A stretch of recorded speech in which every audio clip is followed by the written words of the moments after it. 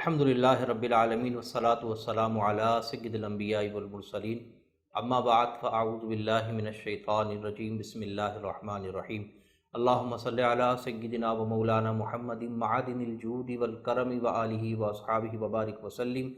صلاۃ و سلام علیک یا سیدی یا رسول اللہ صلی اللہ تعالی علیہ وسلم۔ محترم ناظرین و سامعین، ہم نے گزشتہ سلسلے قصص الانبیاء میں حضرت صالح علیہ السلام کی مبارک سیرت اور آپ کی قوم کے احوال کے بارے میں سنا۔ جیسا کہ ہم نے پچھلے ایپیسوڈ میں سنا تھا کہ آپ علیہ السلام نے اپنی قوم کو، جو کہ بتوں کی پوجا کرنے لگی تھی، اللہ رب العزت کی نافرمانی کرنے لگی تھی، حالانکہ وہ لوگ شروع میں اللہ تبارک و تعالیٰ کی عبادت گزار بندے تھے، اللہ تبارک و تعالیٰ ہی کی عبادت کیا کرتے تھے، اور ان کے سامنے قوم عاد کا عبرتناک انجام تھا۔ یہ قوم اللہ سے ڈرا کرتی تھی، لیکن وقت گزرنے کے ساتھ ساتھ اور نعمتوں کی بہتات کی وجہ سے بھی یہ لوگ آہستہ آہستہ نافرمانی کی طرف چلے گئے اور کفر و شرک میں مبتلا ہو گئے۔ تو اللہ تبارک و تعالیٰ نے حضرت صالح علیہ السلام کو ان کی طرف رسول بنا کر بھیجا۔ آپ نے ان کو اللہ رب العزت کی وحدانیت کی دعوت بھی دی، کفر و شرک کو چھوڑنے، اللہ کی عبادت کرنے کی دعوت دی، تو کچھ لوگ ایمان لائے، اکثریت نے انکار کیا اور کفر و شرک پر مبتلا رہی۔ آپ علیہ السلام نے اپنی قوم کو اللہ تبارک و تعالیٰ کے انعامات جو کہ اس قوم پر اللہ نے عطا فرمائے تھے وہ بھی یاد دلائے، اور آپ علیہ السلام نے جب اپنی قوم کو وہ انعامات جو اللہ نے ان کو عطا فرمائے یاد دلائے تو قوم میں سے دو گروہ بن گئے۔ ایک گروہ نے آپ پر ایمان لایا، ایک گروہ آپ پر ایمان لایا، اور ایک گروہ جس میں سردار بھی شامل تھے وہ سرکشی میں مبتلا رہے۔ پارہ 8 سورہ اعراف آیت نمبر 75 اور 76 میں ارشاد ہوتا ہے، قال الملأ الذین استکبروا من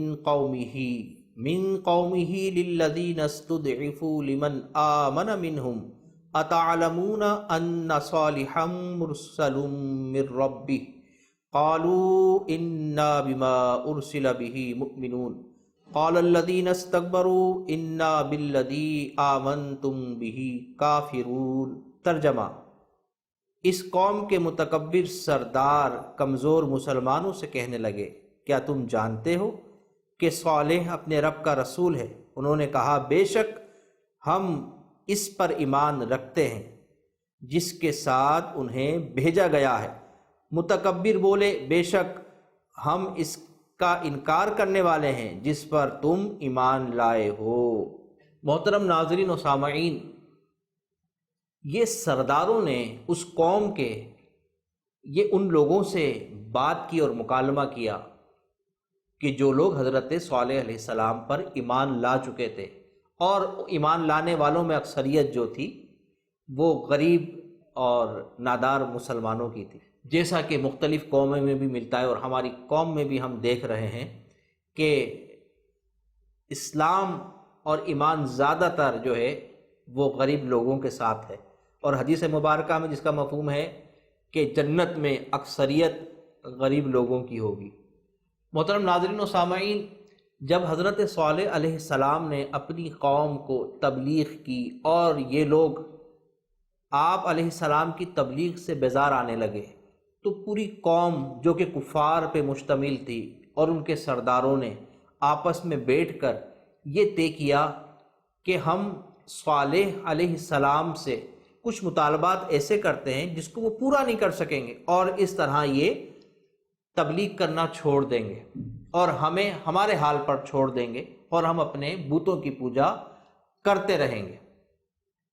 وہ اس موقع میں تھے کہ کہیں کسی صورت حضرت صالح علیہ السلام کو گھیریں اور ان سے ایسا مطالبہ کر دیں کہ جو وہ پورا نہ کر سکیں۔ ایک وقت ایسا آیا کہ یہ اکثر اوقات راتوں میں محفلیں لگایا کرتے، دنوں میں شام کے وقت میں جب یہ کام کاج سے فارغ ہو جاتے تو سردار اور ان کی رعایا یہ محفلیں لگاتے اور اس میں ناچ گانے کیا کرتے، رقص و سرور کی یہ محفلیں ہوتی تھیں، اور اس کے علاوہ ہلڑ بازی یہ کرتے، تنگ کرتے، الگ الگ قسم کے کھیل کھیلا کرتے تھے۔ آپ علیہ السلام کا گزر جب ان کی ان محفلوں کے پاس سے ہوا تو آپ تشریف لے گئے اور آپ نے انہیں تبلیغ فرمائی،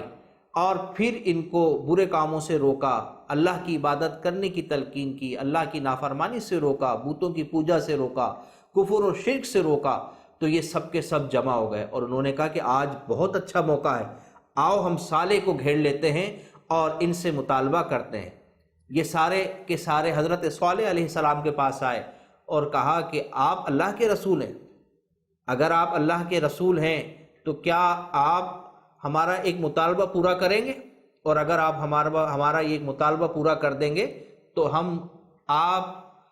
کی رسالت پر اور اللہ کی وحدانیت پر ایمان لے آئیں گے۔ حضرت صالح علیہ السلام سے انہوں نے کہا یہ جو پہاڑ ہے اس کی اونچی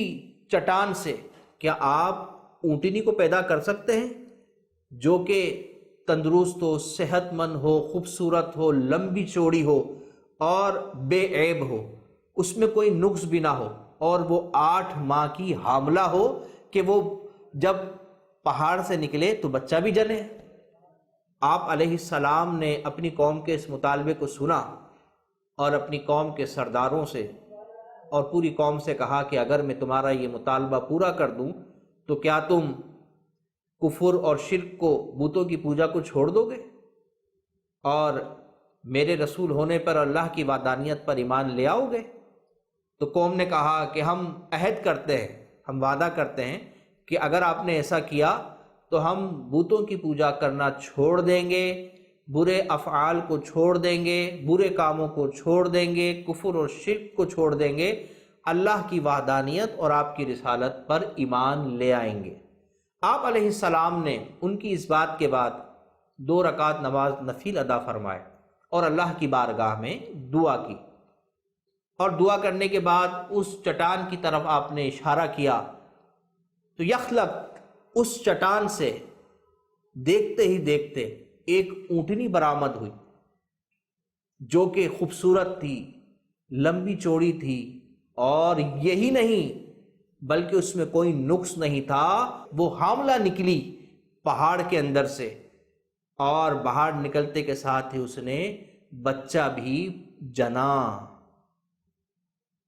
اب یہ سارا معاملہ جب ان لوگوں نے دیکھا تو وہ حیران رہ گئے، لیکن چونکہ ان کا ارادہ صرف آپ کو تنگ کرنے اور آپ کو چیک کرنے کا تھا اور آپ کو دیکھنے کا تھا کہ آپ واقعی ایسا کر سکتے ہیں، کیونکہ ان کے گمان میں یہ تھا کہ یہ تو لا محالہ ایک چیز ہے، یہ پوری ہو ہی نہیں سکتی، لیکن وہ پوری ہو گئی۔ یہ آپ کا معجزہ تھا اور اللہ رب العزت نے اپنی قدرت سے اس اونٹنی کو پیدا فرمایا۔ دیکھیں اس اونٹنی کے بارے میں آپ ذرا غور کریں، ایک تو وہ معجزہ حضرت صالح علیہ السلام کا، پھر نہ وہ کسی نر اور نہ کسی مادہ سے پیدا ہوئی، اور نہ کسی کے پیٹھ نہ کسی کے پیٹ میں رہی، اور سب سے بڑی بات یہ کہ وہ حاملہ پیدا ہوئی۔ یہ ایک ایسا معجزہ ہے کہ جو تا قیامت اپنی نوعیت کا انوکھا معجزہ ہے، جو کہ اللہ رب العزت نے حضرت صالح علیہ السلام کو عطا فرمایا۔ محترم ناظرین و سامعین، جب وہ اونٹنی نے بچہ جنا، اس کے بعد حضرت صالح علیہ السلام نے اپنی قوم سے مطالبہ کیا، آپ علیہ السلام نے اپنی قوم سے ان کے کیے ہوئے وعدے کو یاد دلایا اور وہ انکار کر گئے، لیکن ان میں سے ایک سردار جندہ نامی وہ شخص آپ پر ایمان لے آیا اور اس کے ساتھی بھی دارہ اسلام میں داخل ہو گئے۔ باقی جو لوگ تھے جو نافرمان اور متکبر اور غرور اور گھمنڈ والے سردار تھے، وہ اور ان کے ساتھ ان کی قوم کے کچھ لوگ چلے گئے جو کہ اکثریت میں تھے۔ اس کے بعد حضرت صالح علیہ السلام نے اس اونٹنی سے متعلق اپنی قوم کو کچھ ہدایات دیں۔ یہ ارشاد فرمایا کہ جب یہ جس دن کنویں سے پانی پیے گی اس دن کوئی بھی انسان اس کنویں سے پانی نہیں پیے گا، اور آپ نے ارشاد فرمایا کہ اس کو کوئی بری نیت سے ہاتھ نہ لگائے، نہ اس کو مارے، نہ اس کو ہنکنائے، اور نہ اس کے قتل کا ارادہ کرے۔ محترم ناظرین و سامعین، کچھ عرصے تک تو یہ سلسلہ چلتا رہا، لوگ آپ کی اس معجزے سے بڑے متاثر تھے، چاہے مسلم چاہے وہ غیر مسلم سبھی، اور اسی وجہ سے وہ آپ علیہ السلام کی اس حکم کی کہ اونٹنی کے ساتھ جو معاملات جو آپ نے طے فرمائے، جو ہدایت دیں، اس کی روگردانی نہیں کرتے تھے۔ کافی عرصے تک یہ سلسلہ چلتا رہا، اور جس دن اونٹنی پانی پیتی اس دن قبیلے کا کوئی بھی شخص پانی نہ پیتا۔ یعنی اندازہ لگائیں کہ اونٹنی پورے قبیلے کے لوگوں کی تعداد کے مطابق پانی پی لیا کرتی تھی، یعنی وہ ایک معجزہ تھا۔ اور صرف اس دن جس دن یہ پانی پیتی، صرف انسان ہی پانی نہ پیتے اس کنویں سے، بلکہ جو چرند اور پرند تھے وہ بھی پانی نہیں پیا کرتے تھے۔ اچھا، اب یہ سلسلہ چلتا رہا تو لوگوں کے چرند پرند اور لوگوں کے اپنے معاملات متاثر ہونا شروع ہو گئے، یعنی پانی کی کمی ہونے لگی۔ تو لوگ جو ہے وہ آپس میں چم گوئیاں کرنے لگے کہ کیا کیا جائے ایسا کہ جس سے اس اونٹنی کو ہم سے دور کر دیا جائے۔ اس قبیلے کے اندر ایک حسین اور جمیل خاتون تھیں جو کہ پیسے والی بھی تھی، اس کی کئی لڑکیاں تھیں جو کہ خوبصورت تھیں، اور اس عورت کے بھی کافی جانور تھے جو کہ اس کنویں سے پانی پیا کرتے تھے۔ ان جانوروں کو بھی پریشانی ہوئی، اس عورت کو پریشانی ہوئی، تو اس نے یہ کیا کہ قوم میں سے ایک شخص کو بلایا اور اس کو لالچ دی کہ اگر تم میرا ایک کام کر دو، جو کہ یہ ہے کہ میں پریشان ہوں، میرے جانور پریشان ہیں، اس اونٹنی سے جو کہ حضرت صالح علیہ السلام کے معجزے سے پیدا ہوئی ہے، اس اونٹنی سے پریشان ہیں کہ پانی وہ پیتی ہے تو ہمیں پانی نہیں ملتا، پانی کی تنگی ہو رہی ہے، اگر تم اسے قتل کر دو تو میں اس کے بدلے میں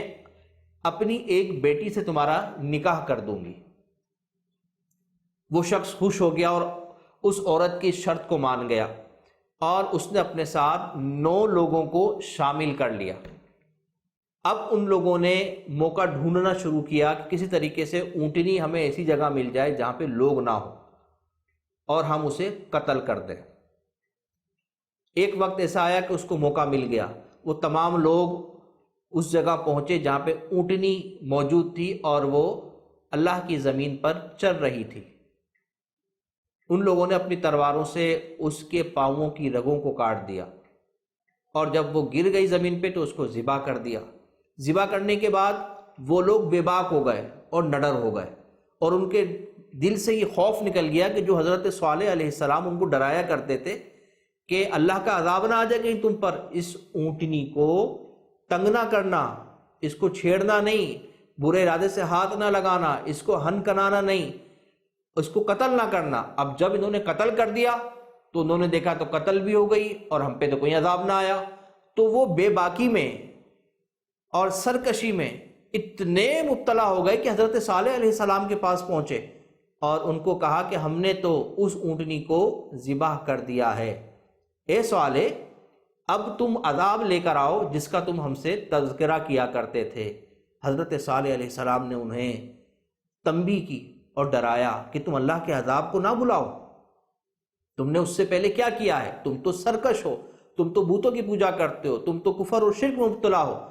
ایسا نہ کرو، اللہ کے عذاب سے ڈرو، اس کے شکر گزار بندے بنو۔ لیکن وہ لوگ انتہائی بے باک ہو چکے تھے، گستاخ ہو چکے تھے۔ آپ علیہ السلام نے ان کو سمجھایا لیکن وہ نہ سمجھے۔ پھر ان کی بے باکی اس حد تک بڑھ گئی کہ انہوں نے جب دیکھا کہ آپ علیہ السلام نے انہیں اللہ کے عذاب سے ڈرایا ہے تو انہوں نے رات میں سب نے جمع ہو کر یہ فیصلہ کیا کہ ہم ایک کام کرتے ہیں کہ حضرت صالح کے گھر پر حملہ کر کے ان کو شہید کر دیتے ہیں۔ اور ان سب نے آپس میں عہد کیا، ان 9 لوگوں نے، کہ ہم حضرت صالح علیہ السلام کو جب شہید کر دیں گے تو لوگوں کو پتہ نہیں چلے گا، اور جب ان کے ورثاء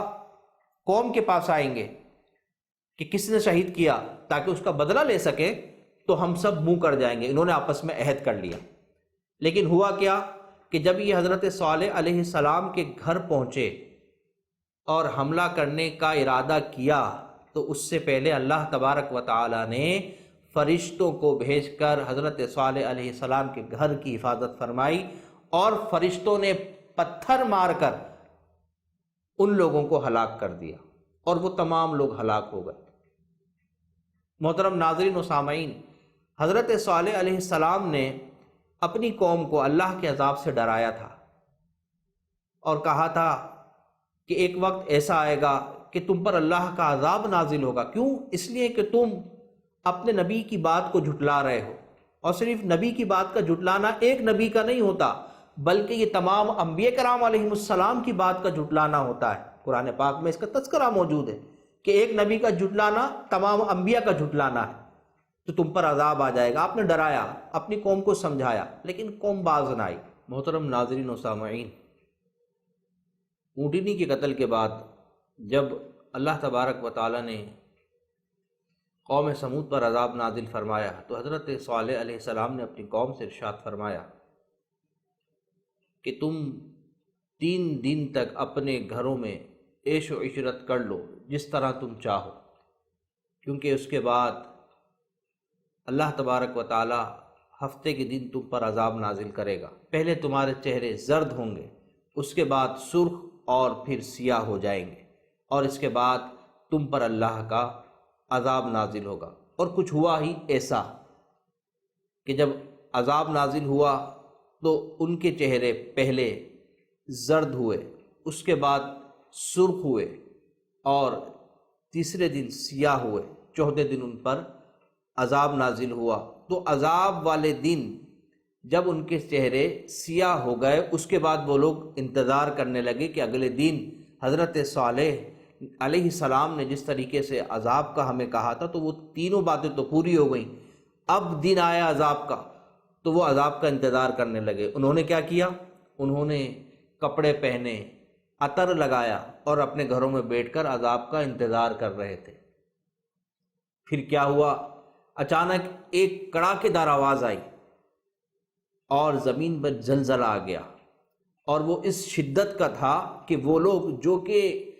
پتھروں کو تراش خراش کر بلند اور بالا محل نما مکانات بنایا کرتے تھے، جو کہ پرانی قوموں میں سب سے زیادہ مضبوط لوگ تھے، جو کہ اس عذاب سے بھاگ بھی نہیں سکے، نہ اس کو روک سکے، اللہ تبارک و تعالیٰ نے ان کو ایسا کر دیا اس زلزلے، اس آواز کی عبرتناک عذاب سے، وہ ایسے ہو گئے جیسے جانوروں کے پاؤں کے نیچے بھوسا آ جاتا ہے اور وہ کس طریقے سے بالکل باریک اور ختم ہو جاتا ہے۔ ان کو بھی اللہ تبارک و تعالیٰ نے تباہ و برباد کر دیا، ان کا نام و نشان مٹ گیا۔ حضرت صالح علیہ السلام جب ان کے جسموں کے پاس سے گزرے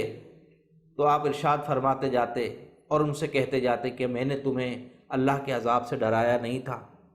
اے میری قوم، میں نے تمہیں یہ بات نہ بولی تھی کہ بتوں کی پوجا ترک کر دو؟ اے میری قوم، میں نے تمہیں یہ نہ کہا تھا کہ اللہ کی عبادت کرو، اس کے فرما بردار بندے بن جاؤ، اس کا شکر ادا کرو، اس کی عبادت کرو؟